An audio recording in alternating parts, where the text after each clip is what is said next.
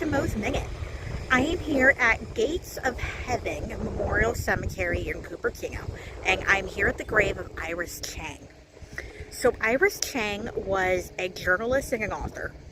Um, she grew up in the Chicago area, but she was super smart, and so she came out here um, when her college boyfriend, who later became her husband, was in grad school at UC Santa Barbara, and he got a job at Cisco Systems, which brought them up to the San Jose area.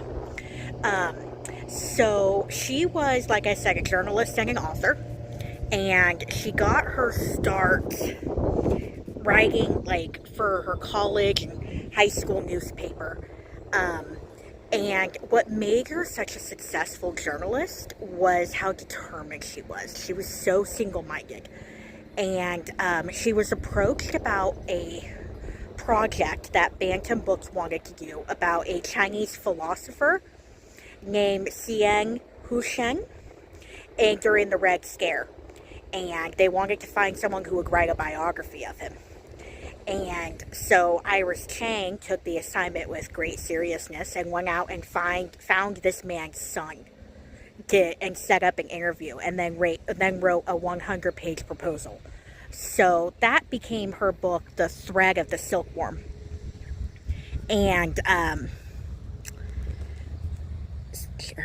The Thread of the Silkworm it got really good reviews, but it wasn't as critically acclaimed as her later work, which we'll get to. But it basically set her up. Like that kind of tenacity was exactly what they were looking for. So her family was from Nanjing, and they left, her grandparents, I believe it was, left shortly before World War II, so like the 1937, around that time. But what happened was when the Japanese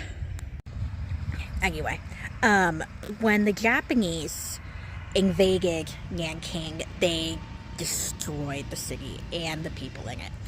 And it became known as the Nanking Massacre, the Rape of Nanking. It's also known as the Forgotten Holocaust.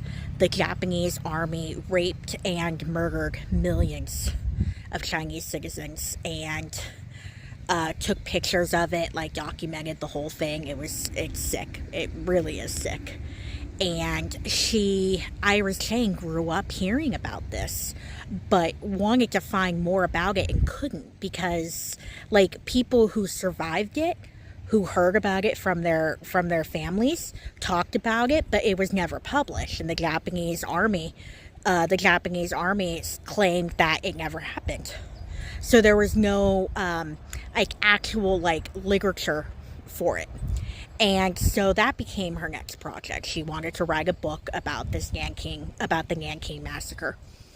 And so she did, and it became her swan song. The book came out in 1997. I read it in school. It's called The Rape of Nanking.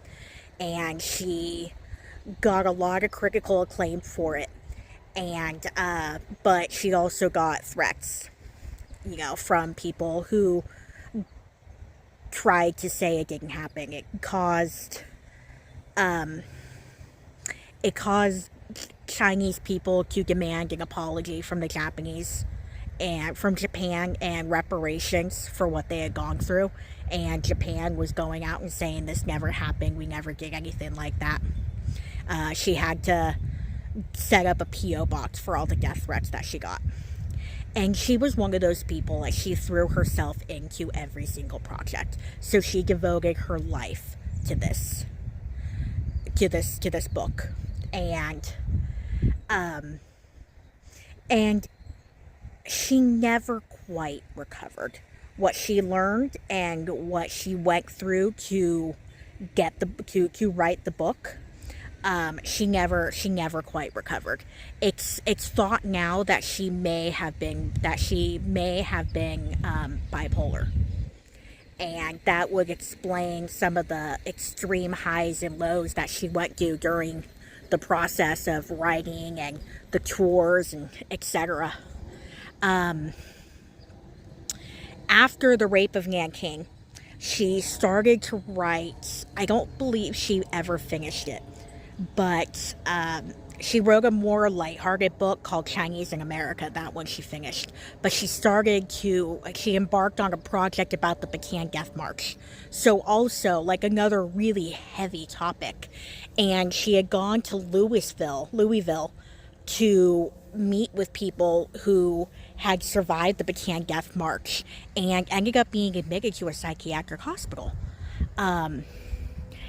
But she thought that she was going to therapy and she was on medication, but she thought that, I think maybe she didn't realize how serious it was, so she didn't really take it as seriously as she probably should have.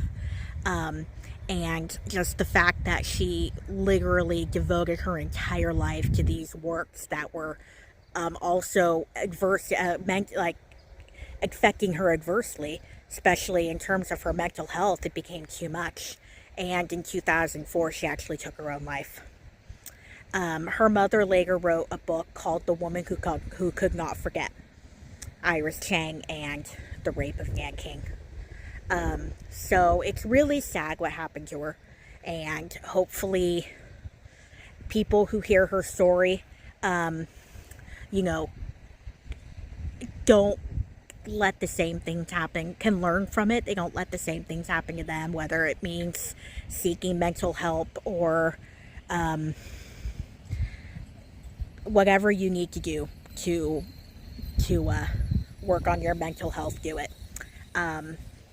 So yeah, hopefully you learn from her, but her legacy is that book and also her husband and her son. So yeah, that is the story of Iris Chang. I definitely encourage you to read the book and learn more about the Nanking Massacre. You probably don't know about it. The only reason I do is because I studied Asian history in college, but it is definitely something that everyone should be aware of, and the book is definitely remarkable. So we do honor Iris Chang for that. Anyway, thank you for tuning in, and we will catch you later.